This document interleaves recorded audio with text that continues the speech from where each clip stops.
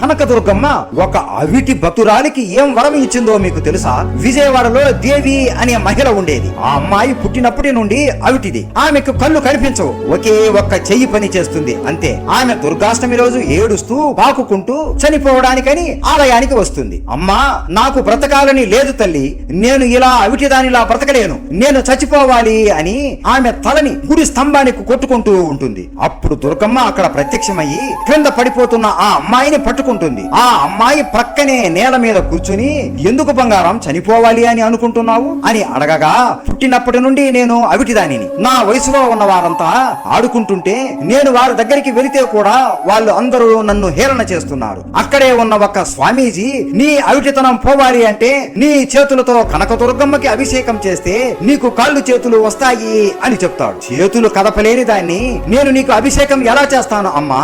ఈ పూజారి కూడా నన్ను హేళన చేయడానికే ఇలా చెప్పాడు. అందుకే నీ ముందే చనిపోతే వచ్చే జన్మలోనైనా ఈ అవిటితనం ఉండకుండా పుడతాను అని దుర్గమ్మకి చెబుతుంది. దుర్గమ్మ ఆ అమ్మాయి కష్టాలు విని కంటి తడి పెట్టుకుని, నువ్వు నాకు అభిషేకం చేయాలి అంతే కదా, నీకు 2 చేతులు లేకపోతేనేమి, నా 8 చేతులు నీకు ఇస్తాను అని ఆమె శక్తి ఉపయోగించి, లేవు లేచి నిలబడు బంగారం అని ఆమె శక్తి ఆ అమ్మాయికి ఇస్తుంది. వెంటనే ఆమెకి దుర్గమ్మ 8 చేతులు వస్తాయి. ఆ చేతులతో దుర్గమ్మకి ఆ అమ్మాయి ప్రేమతో అభిషేకం చేస్తుంది.